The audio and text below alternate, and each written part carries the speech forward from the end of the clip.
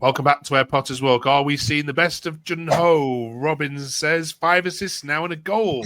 That's not bad return so far. Plenty of time, of course, to add to it. And our focus is he back to his best? Plus, we're talking about the protests. Is it time to just forget and then move on and wait till the end of the season? We'll ask our panel about that. Who deserves to be promoted? And we're talking at the end of the video over what is the worst ever Stoke City shirt. These two are going to have to be up there for some nominations. Any shirt where you put the name of the club on has to go in there.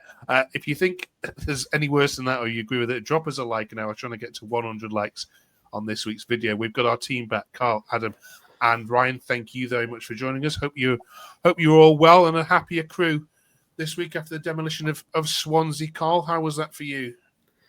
Yeah, brilliant. To be honest with you, I went and watched my friend last week. He was boxing in Manchester.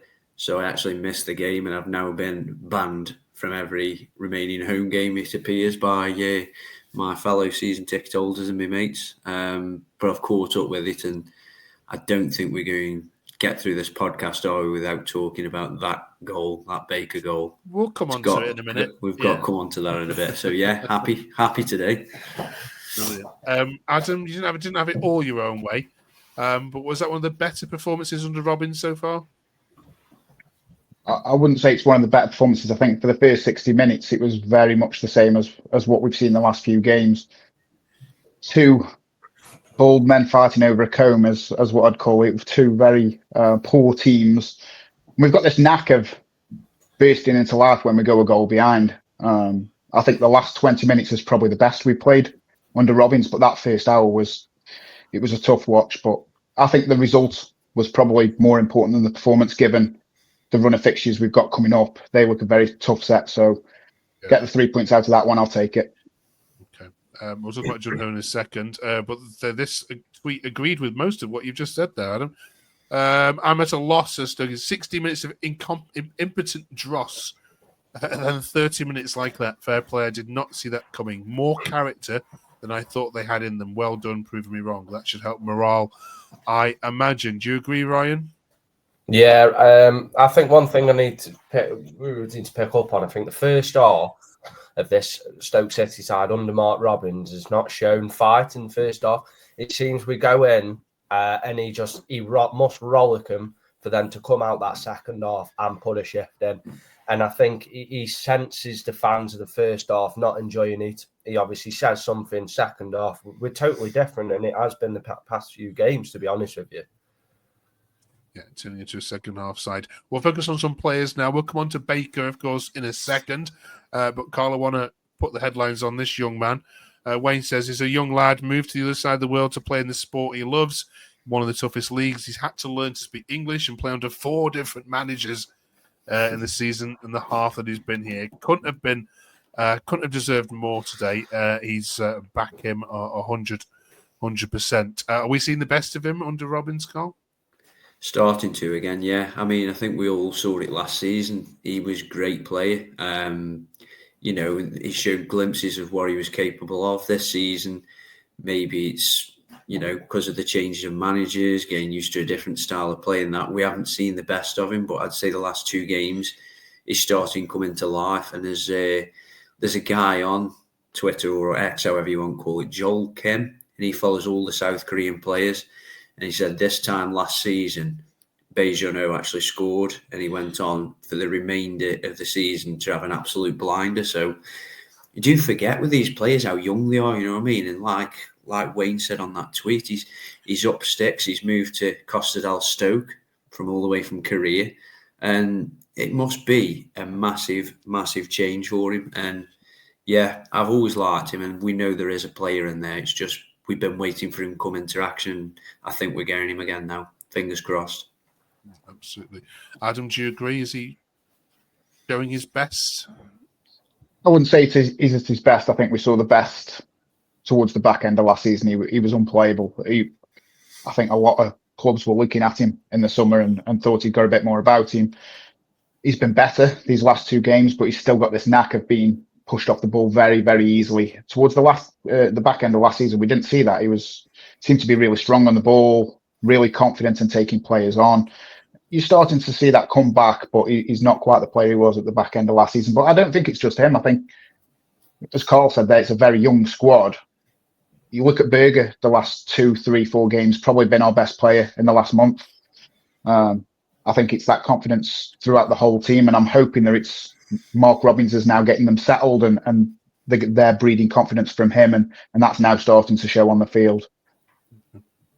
Cheers for both of you for that. Let us know your thoughts on Junho in the comments below. Okay, let's get on to it then, Ryan, shall we? The wonder goal. Stoke's official account tweeted out and called it one of the greatest goals the Bet365 has seen. Yeah. Is that a bit OTT, Ryan, or are they right? No, I'm going to say no. It is. I had the debate of the Crouch one against was it Spurs, Man City? I can't. Whatever one it was. The Crouch where unbelievable. It was. You got the Admir Begovic one against Southampton, unbelievable, but that's a fluke. And Baker, I did not expect it. He meant it. And if you look from the angle of behind him, you can see the ball really spit. It looks unbelievable. It's professional. It's just no doubt about it. Goal of the season and a goal of what we've ever seen before. It got you out of your seat, Adam. It won't get you out of your seat, Carl, because of course you're absent. But yeah, Bet365 doesn't get out of their seats much excitement to they generally. But did that one get you out of your chair? Oh, absolutely. We've been waiting for something like that to happen, and you don't mind a win and a goal like that cementing the win. I think we're starting to get a bit of a knack from scoring from the halfway line, aren't we? I mean, some clubs don't do it at all. And Charlie Adam did it against Chelsea, of course, when we're in the Premier League. Begovic, as Ryan just mentioned there, scoring from in his own half. I think Sam Clucker scored one against Barnsley when Michael O'Neill first took over, and then that one yesterday. So 4 in the last, whatever that is, 8, 10 years or something like that. I think other clubs will be having a look at us, seeing what we're putting in the drink.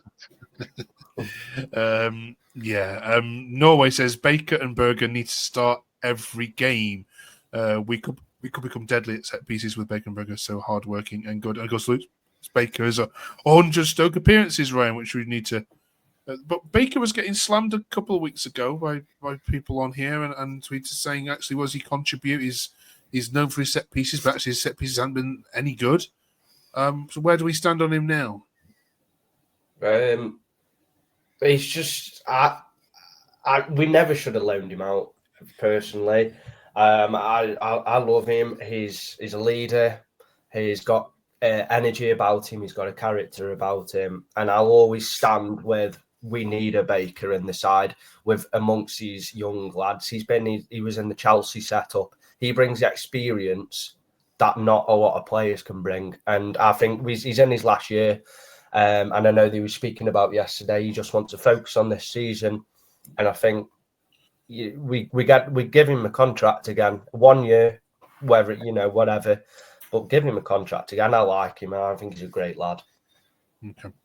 A couple more to talk about, Carl.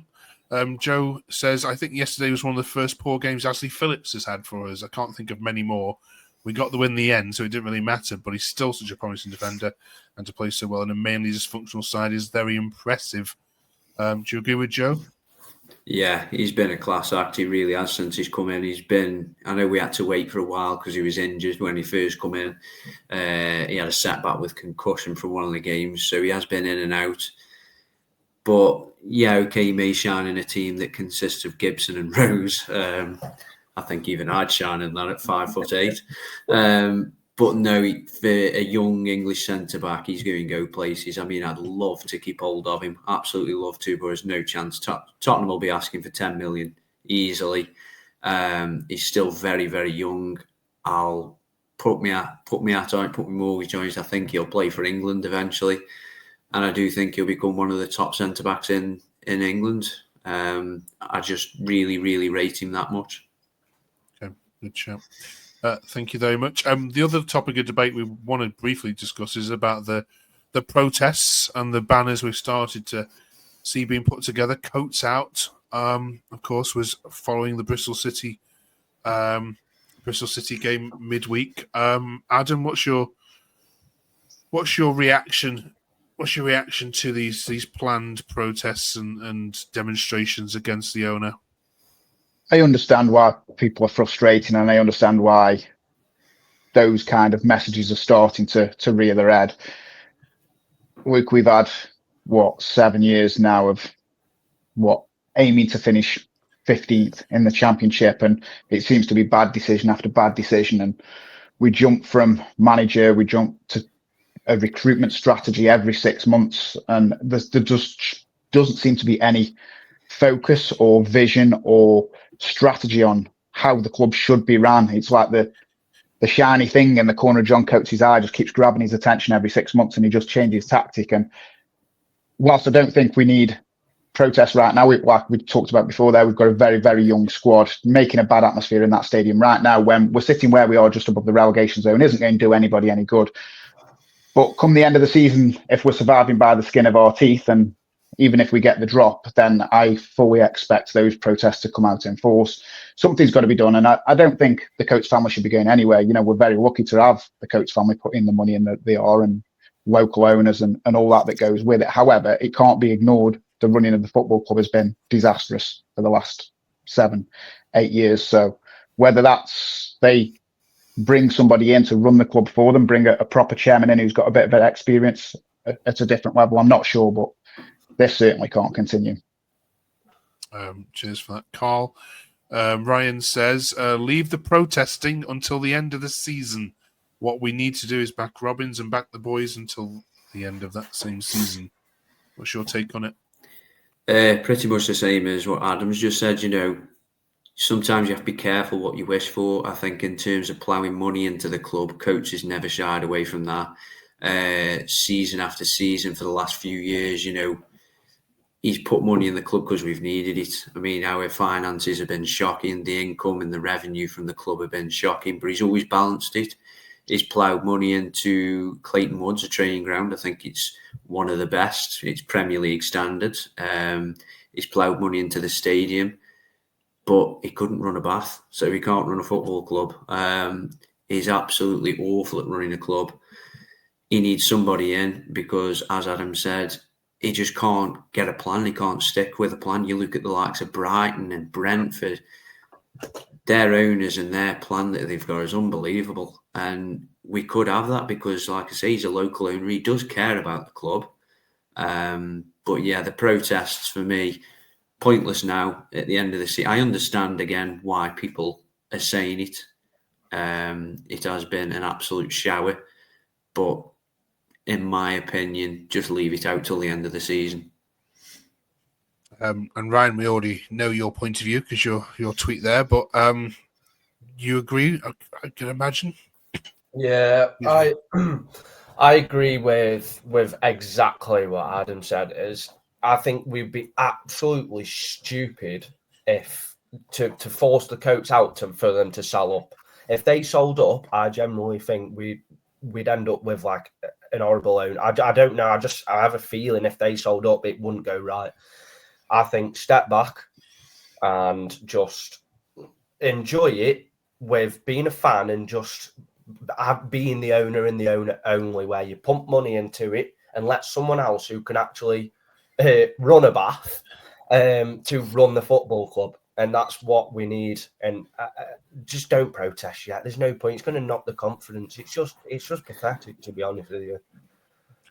Yeah, be careful what you wish for, as any Watford or Sheffield Wednesday fan will tell you about their current ownership. Be happy with what you have. Right, thank you very much for that. We'll watch this space. Norwich City away then this week, Ryan. Did you pick a point there? You know what? Yeah, I seen someone put a tweet on, and how many points do you think we'll get in the next? I think it was 7 games. Norwich, first off, I went point. I'd take a point. I'd easily take a point there because I know it's going to be a tough game. I can't see us winning. A win's going to be brilliant, but yeah, 100%. You got to take a point, aren't you? Norwich away.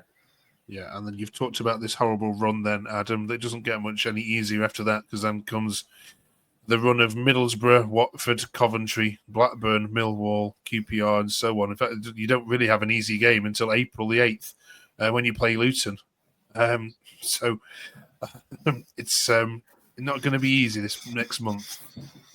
No, I mean, you take a point at Norwich. I mean, I'm hearing news that Carrick might have gone tonight. I don't know. I've seen a few bits on Twitter this evening, but it would be just Stoke's luck to have a new manager bounce just as we come into play. That seems to happen all the time. I'm hearing Rob Edwards from Middlesbrough, by the way. Okay. Interesting. But yeah, you take a point, and you've got to look at the home games, haven't you? And try and get some of them home game points. I mean, yesterday's win, like I say, was the most important one. 6 points above that drop zone now. That should be enough to get us enough points over the next, 6 or 7 games now to see us over the line, hopefully. Right, fingers crossed for that. We are making predictions in the next couple of weeks as to who one's going to finish where. We're starting with the top, though, because they're all falling out. Oops, that's the one I want. That's the one I want. We're all falling out at the top as to who deserves to go up based on play and based on performances and so on. I think we can confidently say that 2 of the top 4 are going to be going up. So, Carl, who deserves to go up in your view from these 4? I said at the start of the season Sheffield United, but Sheffield United now become a glorified Stoke. They've had Cannon offers, they've had Campbell offers. Everybody that we sniff around, they seem to buy. They had Suter, didn't they, as well? Leeds, I don't like Leeds, but they play fantastic football, don't they? And they're just one of them teams that I think are way too good for the Championship, but just never cut it in the Premier League. So I would say Leeds, and I'm sure there'll be a few Coventry fans. I hope they don't make the playoffs because for some reason Coventry always think they're a massive club. So if they get in the Premier League, we're done for the next 20 years. Right, Leeds and Sheffield United for you, Ryan. Who deserves of those 4? To be honest, I don't like any of them teams. One, Sheffield United, obviously taking our players, but I think they will go. They'll go up. I mean, their strike partnership, Ben Breton, Diaz and Tom Cannon, it's just like, Stoke can only dream of that. So Sheffield United. And to be honest, out of Burnley and Leeds and Sunderland, I'm hoping Sunderland nick it off Leeds and Burnley, because that will just be comical come the end of the season, looking at Leeds fans crying again. So for me, Sunderland aren't doing bad. So I am, for my personal opinion, it'd be happy Sunderland and Sheffield United. Okay. And Adam? Yeah, I'd like to see Sunderland nick it as well. I mean, the table doesn't lie, does it, after this many games? Sheffield United are top, and was it a 2-point deduction they had at the start of the season as well? So, to be top of the table against them teams with a 2-point deduction probably shows that they're going to be there and thereabouts at the end of the season. Plus, you look at that strike force of Brereton, Diaz, Cannon, Campbell, Kiefer Moore still there as well. The unbelievable front line. You'd think there's goals enough to see them through. As hilarious as it would be to see Leeds explode again, I've just had enough of them in this division. They do play too good of stuff to be in this division, so they need to get out. But yeah, I'd like to see Sunderland go up. Just, they haven't been up there for a few years now, so it'd be nice to see them go up. Okay. Brilliant. Thank you very much. Our final topic this week then is the worst Stoke shirts that we've ever seen. We've got a few here. Any notable mentions from any of you? Can we look at some? For me, I've just actually been looking at this before I come on. The 14 and 15 away kit by Warrior. We had them for one season. I think they're actually, I don't even know where they're at now, even. I don't know if they're a brand or not. But we had them for one season, and it's the away top with the blue with the sash down. And I actually will never knock. We've had some brilliant kits. And honestly, the past few years, I think they've been unbelievable. But that one stands out for me, 100%. Okay. Let's have a look. Yeah, so this one has to win it. For the sheer Classic. It's a classic. It's beautiful. us Stoke fans, we like our classic kits. You see, that's my era. That's that. Yeah. I remember that one from my childhood. So yeah, I love that one. It's just the word Stoke across it, isn't it? I mean, if you needed reminding, it was very random, but yeah. Okay, here's some more then. Some nominations. So I'm purple, the black and green, just because we actually had Shaqiri and Arnautovic and Bojan playing unbelievable football. So it reminisces. That's great. Another great kit though. There's nothing wrong with that. Yeah, definitely. Okay. And then the purple one here. That has to be. Yeah. Surely. Yeah, Looks like 92, 93, I think that as a away shirt was, and the home shirt there is from 80. It was 80, 83. I'm loving the home shirt. Yeah. Yeah, I like I the think home shirt, but like the home purple shirt. one's a bit much. The purple. I think the thing is the worse the kits seem to be, the more they come back in the retro range these days, don't they? People tend to like those ones that at the time people probably hated them, but I think the worst one we've had in recent memory for me, I think, was the season we got promoted. That first season, it was yellow with blue sleeves, but then we had the red Britannia right through the middle on the sponsor that just. It was a horrible kit. I'm all for that kit. I loved it when Ricardo Folius was banging and goal scoring. So, like, these kits for me, a lot of these kits I resemble of good times, but the Warrior one definitely for me. Brilliant. Right, we shall leave it there for this week. Thank you so much, you three. Thank you very much, of course, for watching. Don't forget, like the video before you head off, and do subscribe as well. We want to hit 100 this week. That would be absolutely amazing. Thank you, Carl. Thank you, Alan. Thank you, Ryan. Have a great trip to Norwich. We'll see you in 7 days' time. Cheers, guys. See you later.